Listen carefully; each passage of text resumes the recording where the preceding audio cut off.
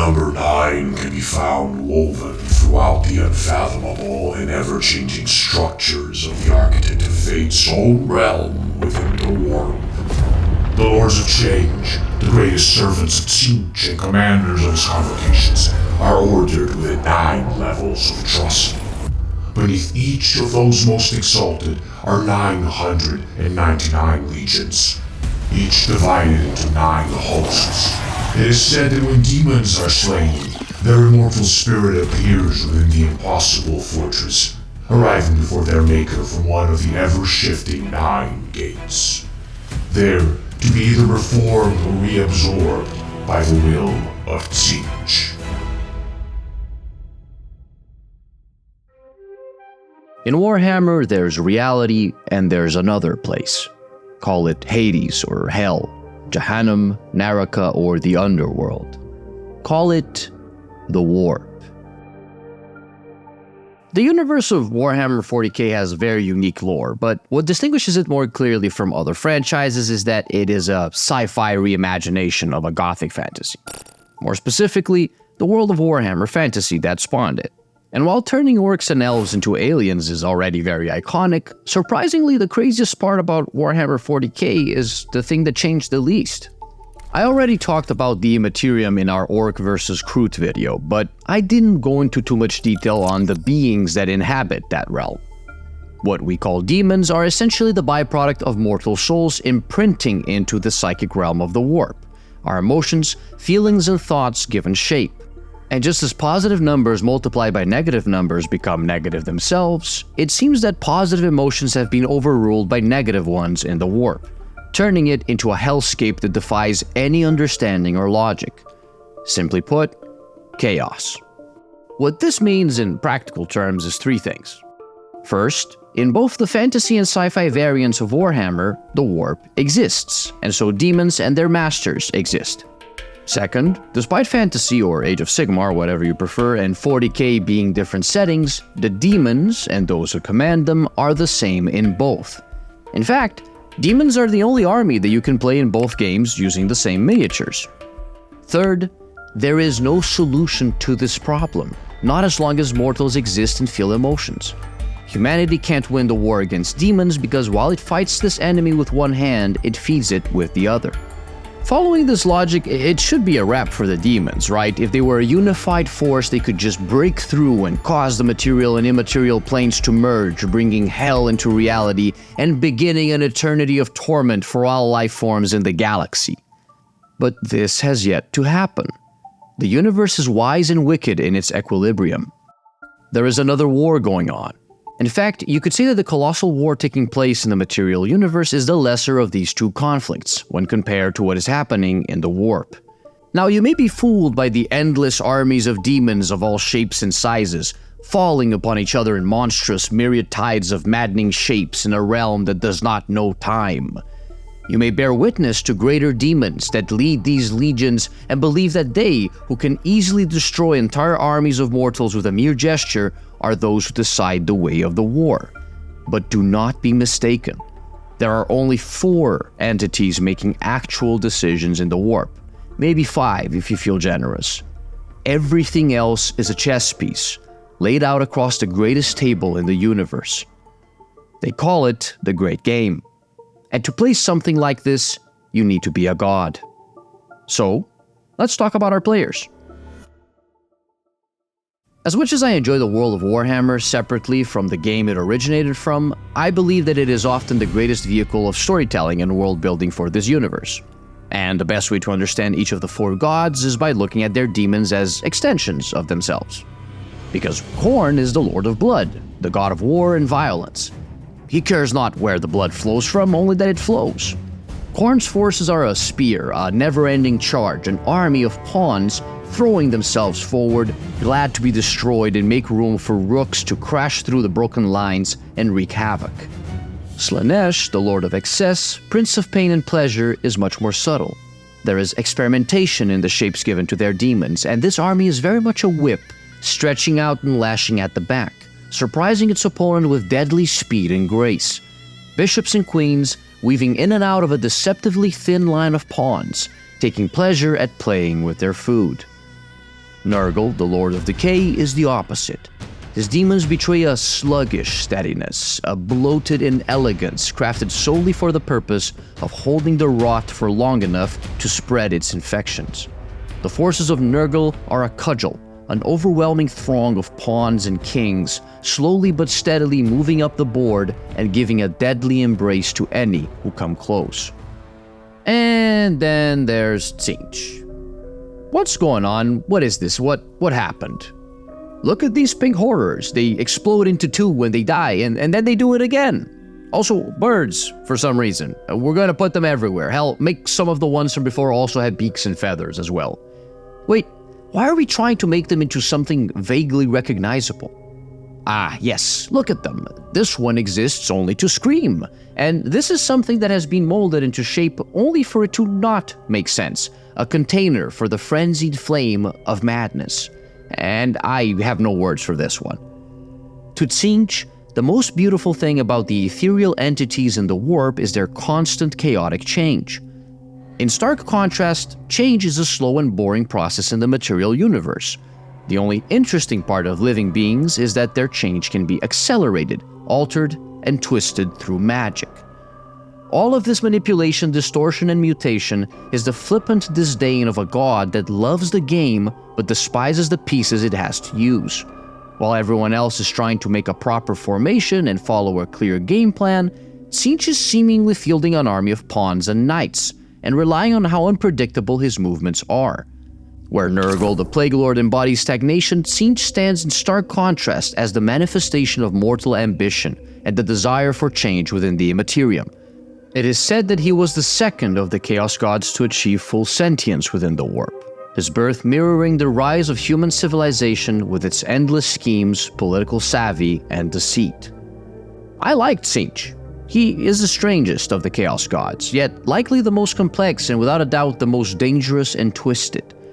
Even his fellow gods understand this, for it is said that when Chaos first entered the world, Tzeentch's magic nearly consumed it entirely. They were forced to unite against him, casting him down from a mountain peak and shattering him into 10,000 pieces. But Tzeentch was not destroyed. His will endures through magic, and through 10,000 spells and 100,000 names, he continues to twist the wills of mortals. It should not be a surprise that the Four have a malefic influence over mankind in Warhammer 40k, and that their corrupting influence is responsible for many of the ills that consume the galaxy. But even if most of their human victims don't get a choice, there is no short supply of willing servants, the mightiest of which are the fallen legions of superhuman space marines who once served the Emperor of Mankind. Okay, I know that sentence might sound strange if you're not a Warhammer fan, so in case you're not familiar with it, here is a summary of the history of mankind in 2 minutes. Go. When mankind reached the stars, we grew too fast. Artificial intelligence rose against us, and while it was ultimately defeated, mankind was left in tatters, scattered across the galaxy without order. Until the Emperor showed himself. An immortal superhuman, he had been with us from the start, watching us, guiding us from the shadows. But he could no longer merely watch. He took control of mankind's home planet, Terra, and then he created the Primarchs, his genetically engineered clone sons, designed to be the generals that would one day assist him in reconquering the galaxy and uniting humanity once more. But the Primarchs were stolen. The Dark Gods of the Warp, sensing the Emperor's ambitions, reached forth and abducted his children, scattering them across the galaxy. Separated from their father, they were shaped by the worlds on which they fell, some by kindness, others by brutality. The Emperor scoured the stars to find them, and one by one he reclaimed his lost sons, entrusting each one with an army of super soldiers enhanced with their Primarch's genetic superiority, equipped with the most advanced technology, and trained to know no fear. Alongside his sons, the Emperor set out to reconquer what mankind had lost, and guarantee the future of his people. Until it all went terribly wrong. There was a great civil war between the Primarchs, as half of them pledged themselves to the ruinous powers of the Warp. Which begs the question of why someone would ever serve the evil and dark gods of chaos. Short answer, well, it's a bit of a lifestyle choice, I guess, and there are perks. Countless mortals have been consumed by bloodlust and surrendered themselves to Khorne. The god of war despises magic and conveniently needs to do very little in terms of motivating most of his servants, as often their own ambition and bloodlust is what moves them to seek skulls for the skull throne and spill blood for the blood god. Slaanesh is easily the most successful god when it comes to tempting mortals, with promises of endless pleasure, of losing oneself amidst the effects of elixirs, drugs, and overstimulated senses. The followers of She Who Thirsts do not need to be coerced or convinced once they have delved too deep into excess. In time, they all become addicted to their torment. Some believe that Nurgle is the kindest of the gods, as his blessings prevent his followers from death, and instead maintain them through decomposition, allowing them to blossom into fecund, virulent new forms. No god is as charitable, and his servants clearly depend on his powers for sustenance, which is why Nurgle probably has the greatest amount of willing followers out of all the gods. And then there's Tzeentch. No one wants to serve Tzeentch. Every mortal who worships the god of magic found themselves on the wrong end of a bargain, read a tome they should not have read, or made a pact, the consequences of which they did not consider. And almost always, magic is involved. Imperial nobles and politicians are often lured into Tzeentch's web by the advantages that he offers. Yet, the lower classes also serve as fertile ground for the Lord of Sorcery. In the harsh and oppressive society of the Imperium, it is all too easy to succumb to the temptations of a charismatic heretical preacher, one who promises salvation and prosperity in exchange for following a supposed path to, quote-unquote, enlightenment. Though Tzeentch and corruption is the least common form of chaos taint within the Imperium, it is the most feared by the Inquisition. Its adherents are amongst the most powerful of chaos servants, and the most adept at concealing both themselves and their intricate schemes from the Emperor's light. Tzeentch's mightiest servants are blessed, or cursed rather, by their god with powers that incarnate his mercurial nature. The Changeling has the ability to assume any shape, but the only ones he cannot take are those of Tzeentch and his own, for that knowledge was stolen by the great deceiver himself. Kairos Fate Weaver has two heads, one of which speaks truth and the other spews lies. One sees only the past, and the other sees only the future. Yet neither can perceive what happens in the present, and he has gone mad after seeing Destinies end. And then, of course, there are the Thousand Suns, a tormented army of souls trapped within magical armor, led by powerful psychic sorcerers enslaved to the whims of Tzeentch. Once they were loyal servants of the Emperor of Mankind, and were led by one of his sons, the Primarch Magnus the Red. Magnus was a powerful psyker, second only to his father, and this made him both ambitious and reckless. His Thousand Sons were afflicted by a flesh-changing genetic disease that turned them into abominations over time, and so Magnus researched ancient, forbidden magics to try and cure them of this ailment. It is not clear when, but in the process, Magnus made a bargain with Tzeentch, and for a time the disease subsided. But when it eventually began to resurface, some began to doubt Magnus. First among them was Ahriman, an exceptional sorcerer who, ridden with doubts and fear, created a spell of his own to try and save his brothers, after witnessing his own twin die to the flesh change.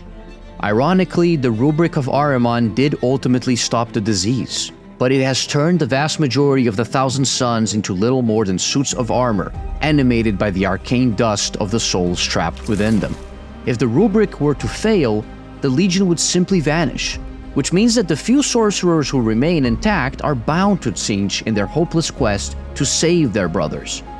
Of all the superhuman slaves of the Chaos Gods, they are probably the most unwilling, and many would gladly turn on Tzeentch. But they most likely will never get the chance to do so. Magnus, as well as Ahriman, were promised solutions by the god of sorcery. The painful truth of it is that Tzeentch offered them these gifts with full knowledge of what would happen.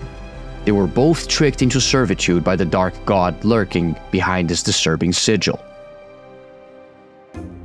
If you watched my other videos, you might have noticed that, aside from Warhammer, one of my fantasy games of choice is Dungeons & Dragons, and today we're lucky enough to have a sponsor that is perfect for D&D and other games like it, Czepeku. For convenience, me and my friends have switched over to playing online over the course of the years, which is where Czepeku comes in handy. They have over 6,000 battle maps to use for encounters, meaning I can just use one of their maps and take more time to plan the other parts of my session.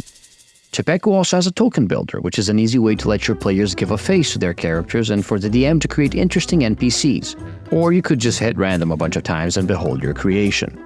But my favorite feature of Czepeku has to be their scenes. These are dynamic illustrations that you can modify and are perfect to set the stage for your players, and each scene can lead to a variety of different battle maps.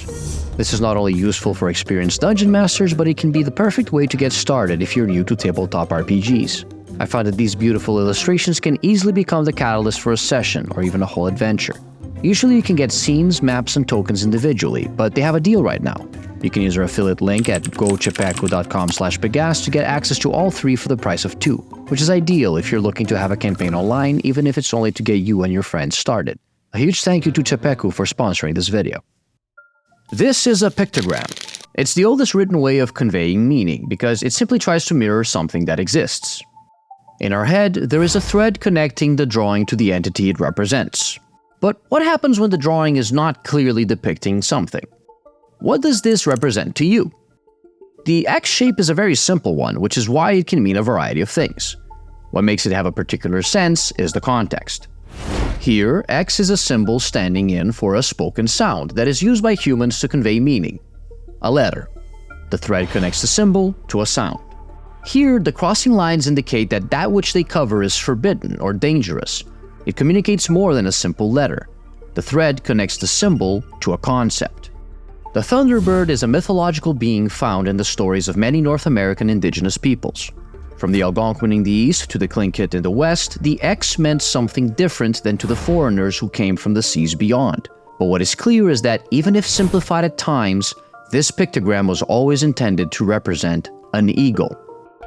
The Warhammer Fantasy Old World of Malus also has a god known as Great Eagle, worshipped by the peoples in the northern wastes. But his symbol is different. It is unclear whether Tzeentch's sigil is a glyph or a letter, and if it is, the language is foreign to us.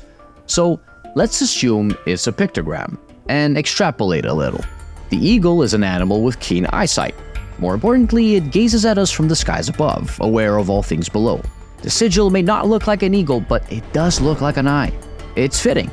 Vision is a recurring theme in Tzeentch's iconography that for me embodies some key aspects of this dark god.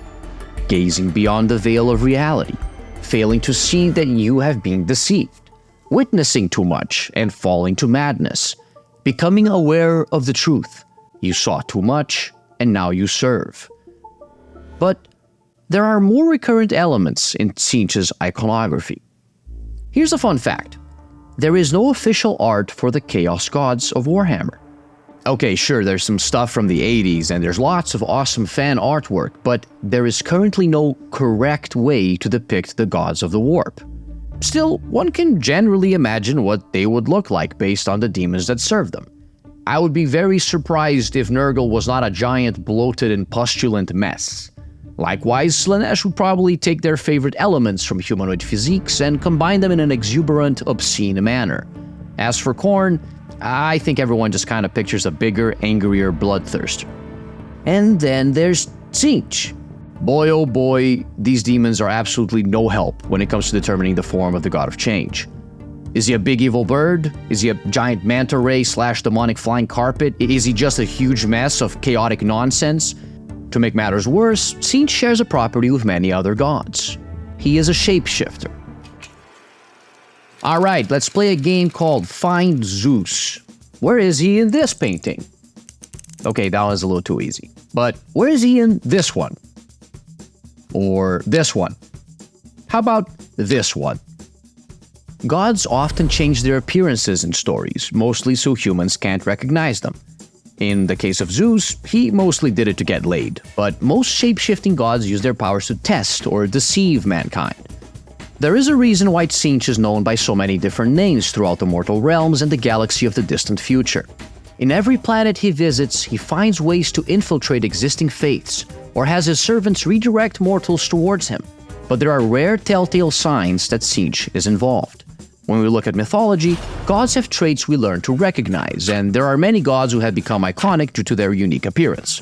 This is true even for shapeshifters, as eventually the stories pass on and we learn to be wary of oddly seductive animals or golden rain.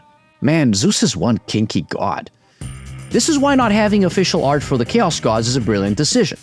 By not setting the boundaries of their appearances, these beings are left to our interpretation, and we are always looking for signs of them. But it also forces us to really think about what they represent. In Tzeentch's case, however, there's a more obvious reason for him having no official art, for he is the Great Mutator, the Lord of Change. Giving him a definitive shape is a direct antithesis of his own nature, as he is literally the manifestation of life's tendency towards change. In fact, if over the eons certain consistent traits have emerged in regards to Tzeentch's appearance, these perceived consistencies, like so many things associated with the Great Deceiver, are probably just a ruse of some kind, for he is very intentional in the way he shows himself to mortals. I like to think that they are the remnants of religions Tzeentch has infiltrated and co-opted. Ultimately, it could be that what we perceive of Tzeentch is due to him wearing the skins of lesser gods as disguises, and that, in truth, no one knows what his true form is. He could be the eddies in a stream, the pattern forming on charcoal wood, the spiral in an ammonite shell. His form is as fickle as the shifting breeze, and this makes him into more than a shapeshifter. He is a god in hiding, and to see him, you have to pay attention to the signs. One thing is clear though, attempting to know his true form is to embrace madness, and many have fallen into it. Remember when I showed you his demons? Warhammer is ultimately a board game, and the pieces you use are miniatures. Sadly, there is no constantly morphing plastic miniatures technology yet, so the designers had to make some choices. And amongst Tzeentch's ranks, you can clearly recognize some consistent features, particularly those of birds. Which is interesting, because some birds have significant iconography and mythology of their own. Ravens and crows are awesome. They are exceptionally smart birds, capable of problem solving, complex cooperation, and even reporting to each other about past events. But they are also clever scamps who steal, mimic other bird calls, and cheat in experiments. So yeah, they're very smart, but they can be delightful, devious little bastards who engage in shenanigans just for the fun of it. I love crows. I feel like I got a little sidetracked. So it's no wonder that such a complex bird would have an equally complex mythological representation. Due to it being a carrion bird, some cultures paint the raven as a malevolent creature and a bad omen, and this interpretation has followed ravens into the realm of horror, where works like those of Edgar Allan Poe turned them into a stereotype of the unsettling. This is the map of Malus, the original world of Warhammer Fantasy. Yeah, I know they didn't really reinvent the wheel for this one. This region right here is Norska, and you can also probably guess what culture from our world this is inspired from. The ravens Hugin and Munin were the spies of the Norse god Odin, serving as his eyes across the 9 worlds. Odin, known by many names, one of which is Raven God, is also the god of knowledge, and his story is one of self-sacrifice, trading his own eye in exchange for wisdom beyond normal comprehension. There is a clear parallel with 40k lore here, with Magnus having mysteriously lost one of his eyes at some point in his life. But let's stay focused on Malus a little longer before we jump back into space. So, in the hostile land of Norska, to no one's surprise, many of the tribes also worship a raven god.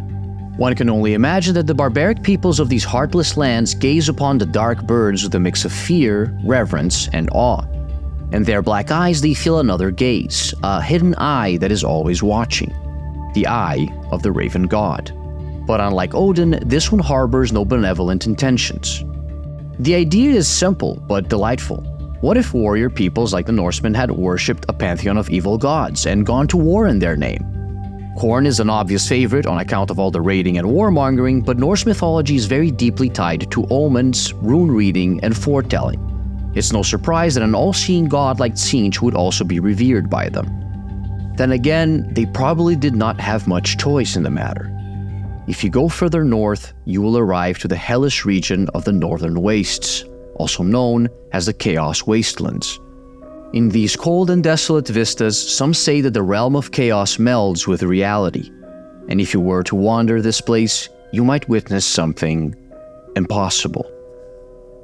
Beyond the reality you know, beneath everything you believe, there is another existence, a plane of eternal madness and hungry monsters.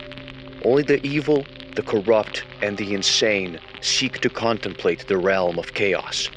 Only the foolish dare to trespass upon its horrors. It stands to reason that each Chaos God has their own domain, and within that domain, a palace. Very few mortals ever set foot in Tzeentch's domain, and even fewer return to tell the tale. Tzeentch's sanctum is an endless maze of iridescent, mirroring crystals that reshape themselves endlessly. But what makes it a true labyrinth is what it does to your mind once you're inside.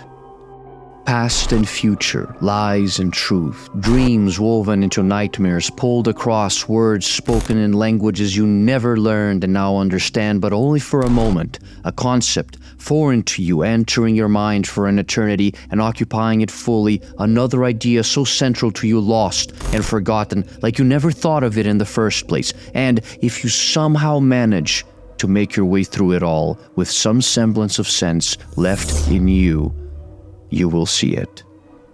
At the heart of the maze, hidden in plain sight behind the endless refracting layers of opalescent glass, is the impossible fortress. Deep within it lies Tzeentch's fabled hidden library. This boundless collection of tomes, scrolls, and parchments holds every fragment of knowledge and thought ever recorded in creation, as well as texts detailing the future of every soul. Of course, it could all be an illusion. Nothing guarantees that even a single word within the hidden library of Tzeentch is true. But I believe that the most terrifying thing about the fortress is that it's empty, as is the labyrinth. There are no guards here. They are not needed. Tzeentch is not interested in teaching wisdom to mankind. The knowledge he gives us has a purpose. He pursues his own selfish, inscrutable goals, and he will use us to achieve them. All he needs to do is wait for us to enter the labyrinth willingly. Throughout the centuries, the Light Wizards of the Sacred Empire of Malus have confiscated a multitude of forbidden tomes holding knowledge that could plunge mankind into chaos. Likewise, the Ordo Malleus and the Ordo Hereticus of the Imperium's Inquisition have painstakingly worked to erase even the mention of the existence of chaos throughout the Imperium of Men, and sealing away these forbidden tomes is a crucial part of that. After all, I would bet that many of them bear this sigil. Mortals are all warned not to pry into these unholy texts because more than any other of the Dark Ones, Tzeentch is crafty. Imagine if you could suddenly hear every lie told by every human being in this planet. The Seekers of Truth once served the Imperium's Inquisition. As years of interrogations grated at them, their chapter master prayed for a way to tell truth from lies. Tzeentch obliged him and gave them the power to hear every lie spoken across the Imperium. His gift drove the Seekers into madness, and like the Thousand Sons, they became puppets of the father of lies and deception. Across cultures, the archetype of the trickster may be one of the most commonly found in mythology. For instance, in North America, the clever raven and the cunning coyote are often playing this role. And across the sea, many other mythical beings fulfill a similar function. The most famous one is probably the Norse god Loki. What little information we have on Loki was passed through oral tradition, more particularly skaldic poetry. Loki is often depicted as a dubious ally to the gods, a shapeshifter and schemer who often pays the price when he tries to one-up the gods, and his plans go sideways. The thing about the trickster is that they are never painted as being the strongest or the fastest, but rather as being the best at manipulating others into doing what they want them to do. Now, when you try this against other gods, you end up tied to a rock with a snake dripping poison on your face for eternity like poor Loki did, which is probably why in most stories tricksters stick to manipulating humans. These cautionary tales often share one central theme. If a deal seems too good to be true, it probably is. It's easy to think that Tzeentch earned his name by tricking human beings time and time again for his own entertainment, but I think Tzeentch goes beyond merely being a trickster. Yes, he is a god deeply connected to the very idea of falsehood and untruth. Perhaps the only time Tzeentch learns the true intentions of a human is when they tell a lie. Because with every lie there is a purpose behind it, and with every purpose there is a will to change. Like Loki, Tzeentch is deeply invested in manipulating not just mortals but even his fellow gods of chaos. He is the chaos god with the most influence over the other major ruinous powers. There are times when the Chaos Gods must set aside their differences and unite for their individual plans to succeed, as they did when they destroyed the world of Malice.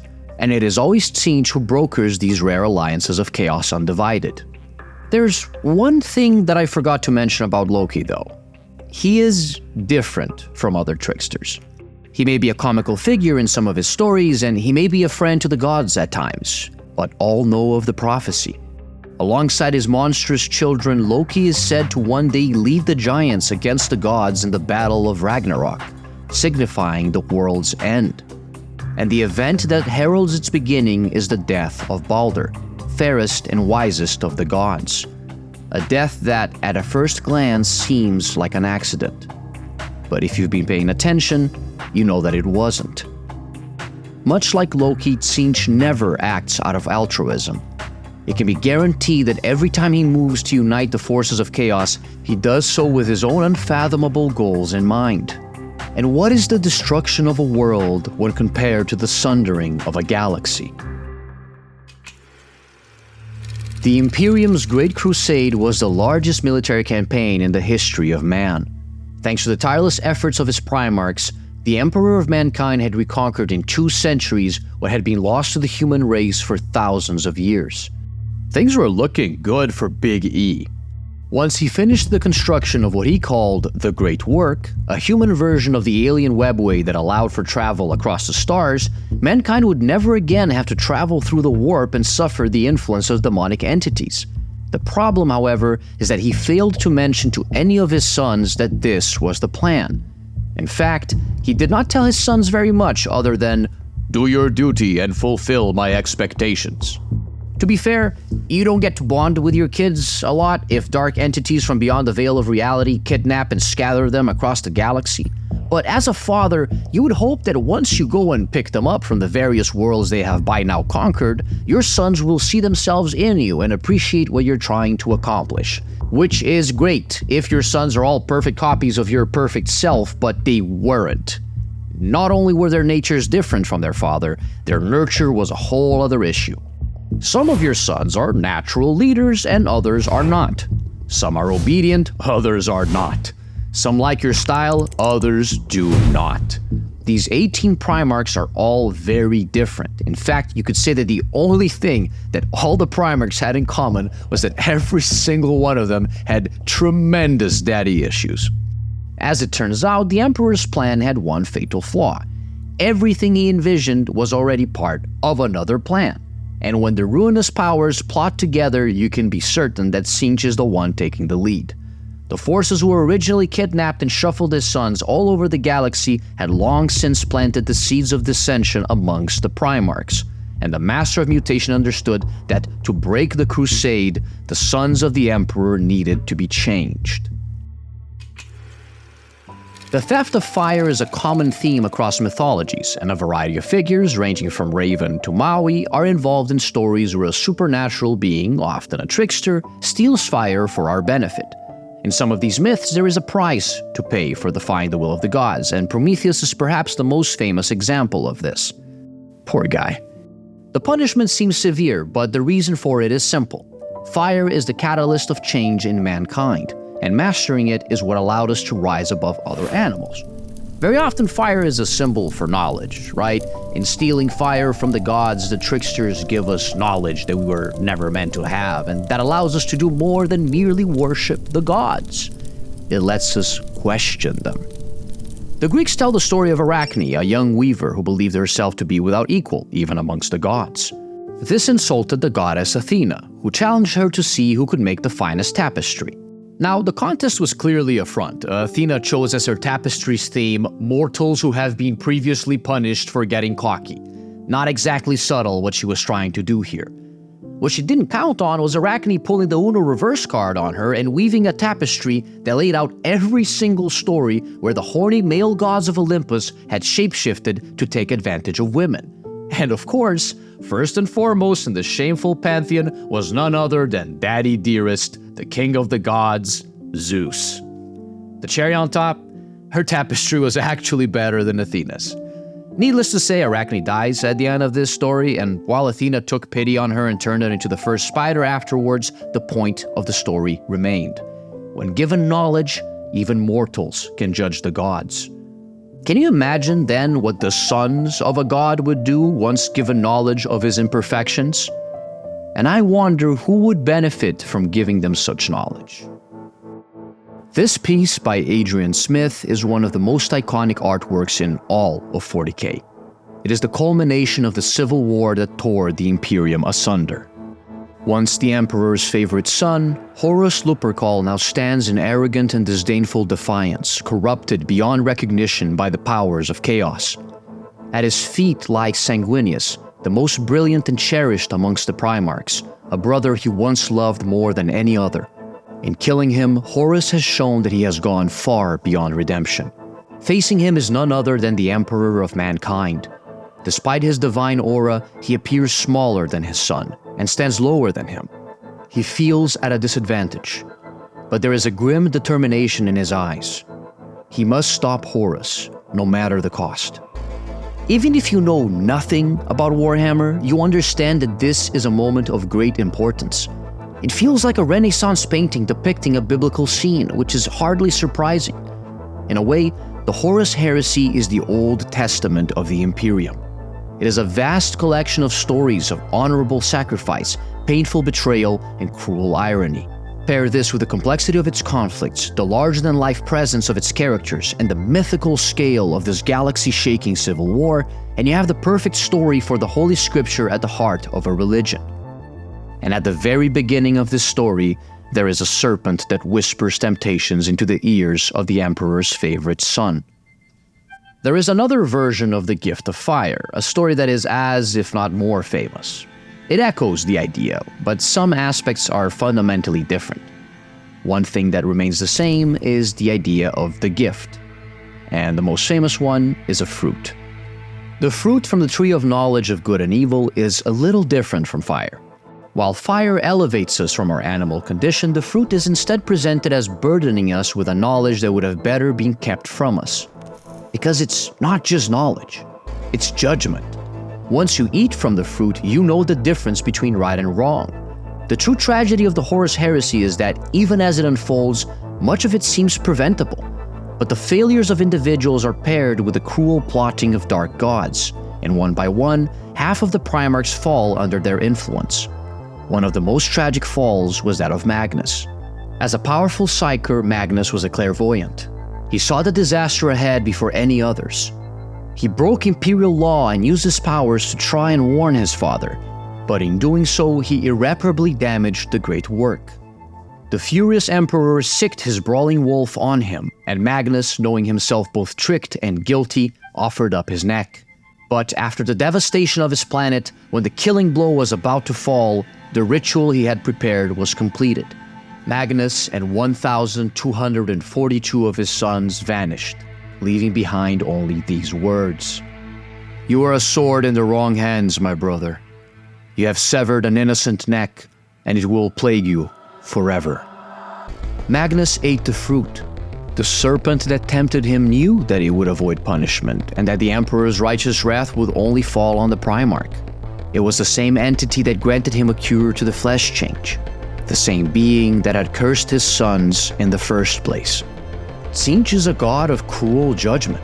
He plants the seeds of weakness in you and watches to see if you will endure it, or if you will ask for help, if you will reach out for something prohibited.